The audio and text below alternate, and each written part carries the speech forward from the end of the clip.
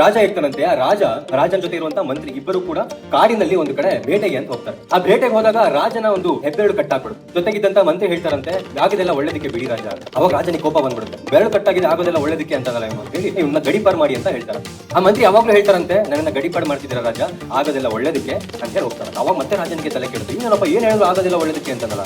ಸರಿ, ಒಂದಷ್ಟು ದಿನಗಳ ಕಾಲ ಕಳೆಯುತ್ತೆ. ರಾಜ ಮತ್ತೆ ಬೇಟೆಗೆ ಅಂತ ಕಾಡಿಗೆ ಹೋಗ್ತಾರೆ. ಕಾಡಿಗೆ ಹೋದಾಗ ಅಲ್ಲಿ ಒಂದಷ್ಟು ಜನ ಕಾಡು ಮನುಷ್ಯಗಳು ಕಾಡಿನ ದೇವತೆಗೆ ಒಂದು ಮೆರವಲಿ ಕೊಡಬೇಕು ಅಂತ ಒಬ್ಬ ವ್ಯಕ್ತಿ ನೋಡುತ್ತಿರ್ತಾರೆ.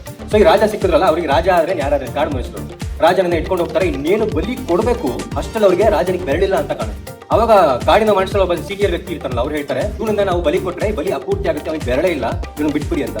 ತಕ್ಷಣ ರಾಜ ಅರಮನೆಗೆ ಓಡ್ ಹೋಗಿ ಆ ಮಂತ್ರಿ ಹೇಳಿದಾನೆ, ಕರ್ಸಿ ಅವನನ್ನ ಅಂತ ಹೇಳ್ತಾರೆ. ಮಂತ್ರಿನ ಕರ್ಸಿ ಹೇಳ್ತಾರಂತೆ, ಆಗೋದೆಲ್ಲ ಒಳ್ಳೇದಕ್ಕೆ ಅಂತ ಹೇಳಿದ್ರೆ, ಬೆರಳು ಕಟ್ಟಾಗಿದ್ದಕ್ಕೆ ನನ್ನ ಜೀವನ ತುಳಿತು, ಅದೆಲ್ಲ ಸರಿ, ನಾನು ನಿನ್ನ ಊರ್ ಬಿಟ್ಟು ಕಳಿಸ್ಬೇಕಾದ್ರೆ ಅದು ಕೂಡ ಆಗೋದು ಒಳ್ಳೇದಕ್ಕೆ ಅಂತ ಹೇಳ್ದ, ಯಾಕೆ ಅಂತ ಕೇಳ್ತಾರೆ. ಅವಾಗ ಮಂತ್ರಿ ಹೇಳ್ತಾರಂತೆ, ಅಲ್ಲ ರಾಜ, ನಾನ್ ನಿಮ್ ಜೊತೆನೇ ಇದ್ದಿದ್ರೆ ಕಾಡಿಗೆ ಹೋಗ್ಬೇಕಾದ್ರೆ ನೀವು ಒಬ್ಬರೇ ಹೋಗ್ತಿದ್ರ, ನನ್ನನ್ನು ಜೊತೆ ಕರ್ಕೊಂಡು ಹೋಗ್ತಿದ್ರಿ.